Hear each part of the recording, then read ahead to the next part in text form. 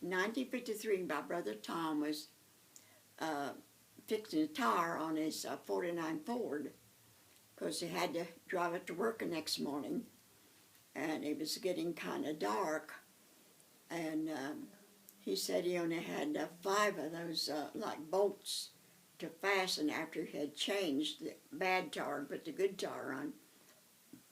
So in about 5 minutes or more, he'd have all them screws tightened, bolts tightened, and Dad said, "Get out there and get a cow milk. It's getting dark." And Tom didn't answer because he told me later, said, "Well, another 5 minutes, then I would have all of those tightened, all 5 of them tightened on the tire." And he said that then I would go and milk the cow. And then Dad yelled and said, "You bastard!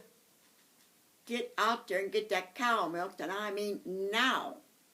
Well, Tom didn't answer, just went ahead and tightened the 5 things on the tire, and then he went and got the milk bucket and went and milked the cow. And that was it.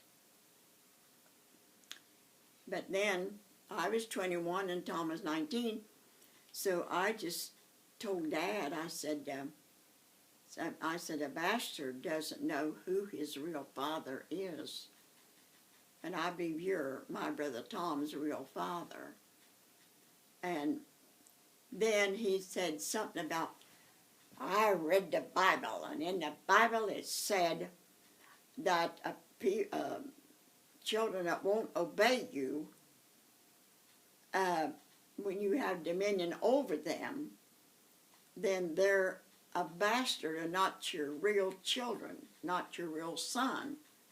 So he was not obeying me, so I just called him a bastard, not my real son. Because if he'd been my real son, he'd obeyed me. And that was some of the problems I had when I was growing up. But anyway,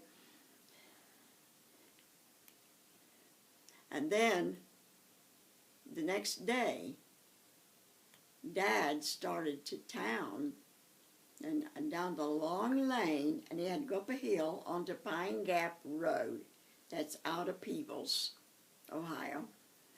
And he went up down the lane and then up the hill onto Pine Gap Road.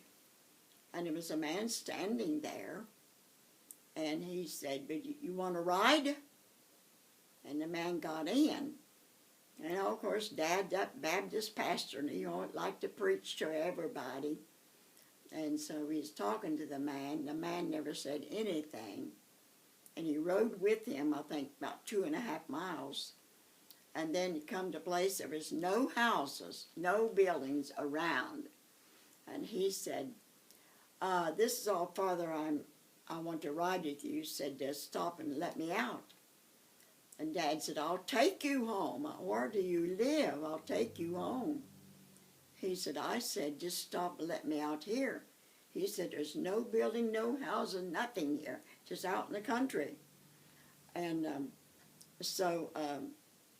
anyway, Dad stopped to let him out there. And then he said, "Oh, I always ask people that ride with me what their name is."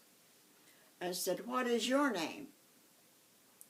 And then the man said, "Some people call me a bastard. Some people call me," I said, "No, some people call me the son of a bitch. And some people call me the bastard son of a Roman soldier. And some people call me the son of man."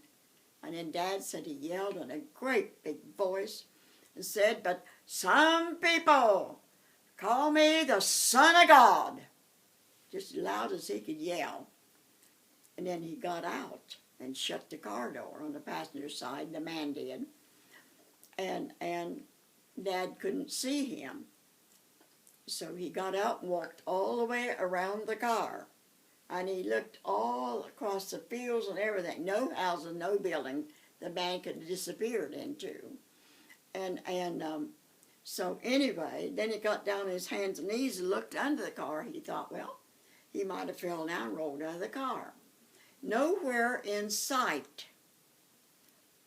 But when he come home, and he was telling me that, some people call me the son of a bitch, some people call me a bastard son of a Roman soldier, some people call me the Son of Man. And then he let out a great big yell and said that some people call me the Son of God. Well, then the Holy Spirit leaped up in me, because my dad had come home and said, his eyes big and face pale, and he said, I picked up an angel. Dad, you did not pick up an angel. Some people call him the very Son of God. And I said, that was Jesus Christ that you picked up right there, sir. That's who it was. And see, my dad beating me and all of that, and no bruises, nor nothing on me. Then, and that had that nail there that tore through my clothes and made a gash in my hip. I didn't feel it, and it didn't bleed.